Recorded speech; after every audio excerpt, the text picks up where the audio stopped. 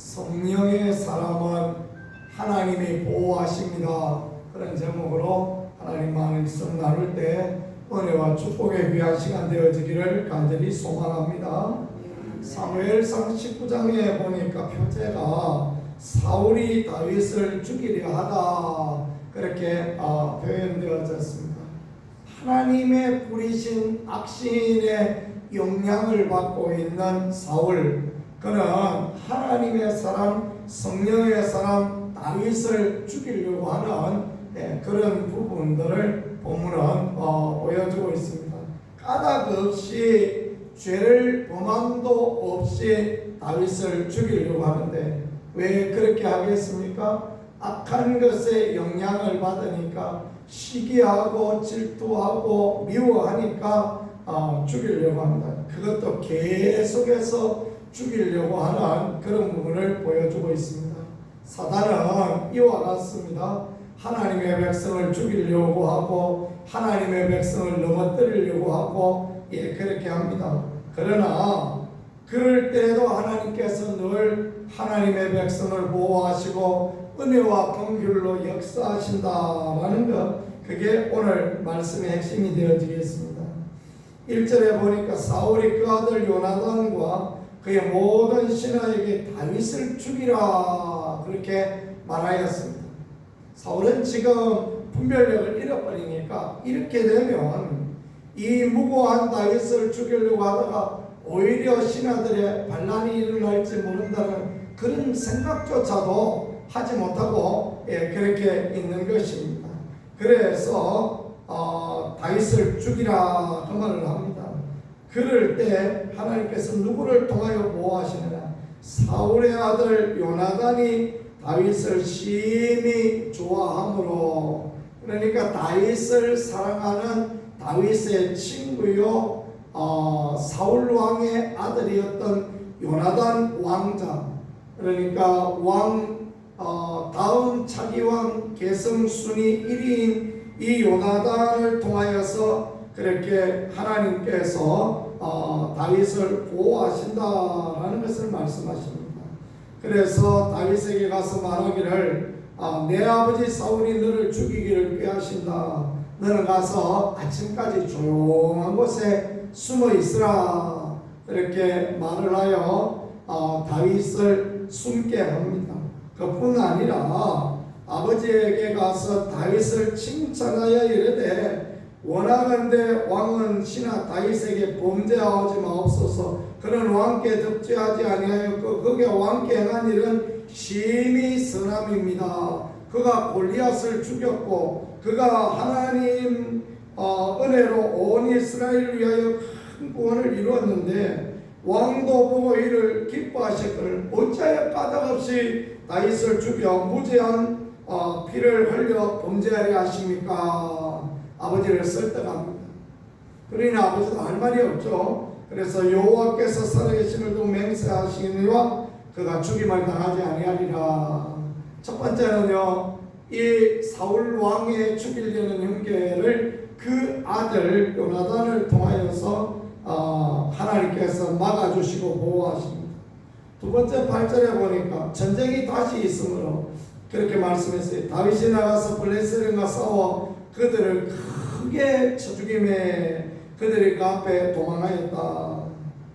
그런데 말입니다. 9절에 보니까 하나님 부르신 악령이 사울에게 접하였으므로 다윗이 손으로 수금 탈 때 사울이 단창으로 다윗을 벽에 박으하였다. 시기가 또 일어나는 것입니다. 미운 마음이 또 일어나는 것입니다.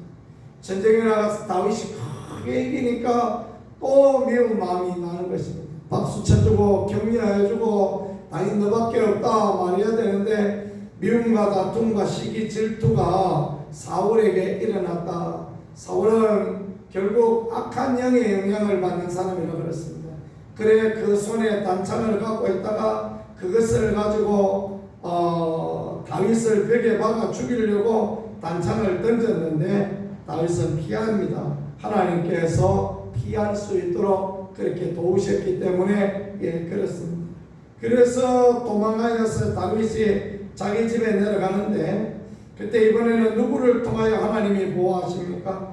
그 아내 미갈을 통하여, 다윗을 사모하는 그 아내 미갈을 통하여 피할 길을 내시는데 창문에서 달아내려서 다윗을 피하게 하고, 그 아내가 우상을 가져다가 침상에 누이고 또 염소털로 머리에 씌우고 그래서 아파 누워있는 척 그렇게 함으로써 결국 사울의 그 손길을 피하도록 그렇게 했다라는 것을 보여주고 있습니다. 하나님께서 참 놀랍게 일하시는 것은요, 사울이 악한 영의 영향을 받아서 다윗을 죽이려고 하지만 사울의 아들 요나단을 통하여서, 사울의 딸 미갈을 통하여서 이렇게 역사하셨다라는 것, 얼마나 놀라운 일입니까?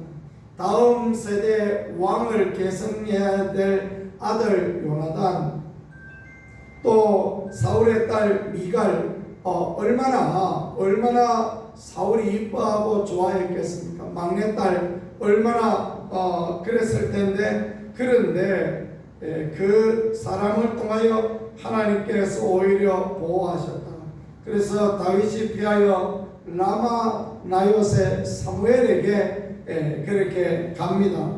그러니까 이제 사람들이 다윗이 라마 나요세가 있다라는 이야기를 하니까 이번에 막 더 화가 나는 거죠. 사울이 그래서 전령을 보내어서 다윗을 잡아오려고 그렇게 합니다. 그러니까 하나님께서 어떻게 하십니까? 친히 역사하셔서 그 전령들에게 예언하게 하였다. 이 예언하게 하였다라는 것은 하나님의 영으로 충만하게 하였다라는 것입니다.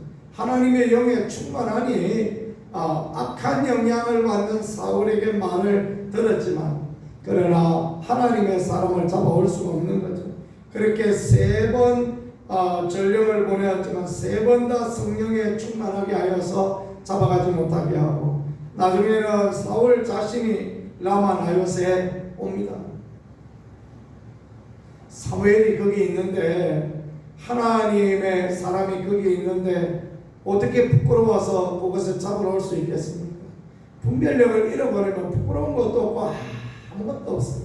그저 자기 욕심에, 자기 생각에 사로잡히면 이와 같은 인생이 되어지니 얼마나 불쌍합니까? 그래서 하나님께서 강권적으로 역사하시니까 이번에는 사울에게 하나님의 영이 임하였다. 하나님의 영이 사울에게 임하여지니 사울도 예언하고 벌거벗고 벗은 몸으로 누워서 그렇게 탈진하여 있게 되어졌다라는 것, 그걸 그렇게 말씀을 통하여 그렇게 가르쳐주고 있는 것이 오늘 말씀이 되어지겠습니다. 악한 자의 영향을 받는, 사단의 영향을 받는 이들은 늘 하나님의 백성을 성령 충만한 사람을 미워하고 죽이려고 하고 그렇습니다. 그러나 하나님께서는 그의 가장 가까운 사람을 통하여서 일하시는데, 요나단을 통하여서, 미갈을 통하여서 또 친히 하나님의 성령으로 일하여 주셔서 보호하시고 막아주신다라는 것을 그렇게 보여주고 있습니다. 오늘 우리가 이 말씀을 보며 생각해야 될 것은 무엇이겠습니까? 우리가 다윗처럼 성령의 충만함, 하나님의 은혜의 충만함을 힘입기 위하여 최선을 다하는 그런 사람 되어야 되겠다라는 것. 그때 하나님 우리를 보호하시고 하나님 우리를 막아주시고 하나님 우리에게 은혜를 허락하신다라는 것입니다. 미움, 다툼, 시기, 질투의 마음이 우리 가운데 생길 때 주여 나에게 성령의 충만함을 주소서, 주여 나에게 은혜의 충만함을 주셔서 사단에게 쓰임받는 자가 아니라 하나님의 거룩한 영에 이끌림 받는 자가 되어 주옵소서. 그럴 때 우리는 사단에 이끌림 받는 자가 아니라 하나님의 충만함, 하나님의 은혜, 하나님의 도우심을 누리는 그런 복된 삶을 살아가게 되어질 것입니다. 오늘 우리가 아무것도 안 하고 그저 살아가면요, 악한 것이 와서 우리를 넘어뜨립니다. 악한 것이 와서 우리에게 미움, 다툼, 시기, 질투, 그런 모든 것을 우리에게 가져다 줍니다. 우리가 늘 하나님 앞에 회개하고 우리의 연약함을 고백하고 우리에게 하늘의 위로와 하늘의 성령의 충만이 필요하고 은혜가 필요하지 하다라는 것을 잊어버리면 목사도 성도도 다 넘어지게 되는 그런 자리에 서게 되어지는 것입니다.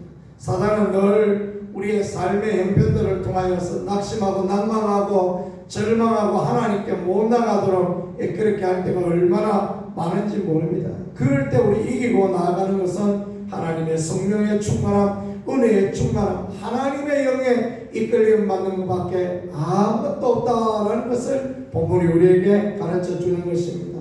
오늘도 성령의 충만함, 은혜의 충만함을 구하고 주의 도우심과 은혜 막아주시는 놀라운 은총을 힘입는 우리 모두가 되어질 수 있기를 우리 구세주 예수 그리스도 이름으로 간절히 축복합니다. 말씀을 생각하면서 우리 하나님 앞에 기도합니다. 하나님께서 우리에게 성령의 충만한 은혜의 충만함으로 막아주시고 보호하시고 인도하여 주옵소서. 기도하겠습니다.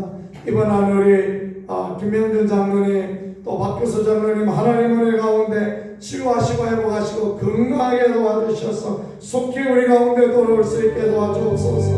우리 김명준 장로님 속히 깨어날 수 있게 도와주옵소서. 우리 주여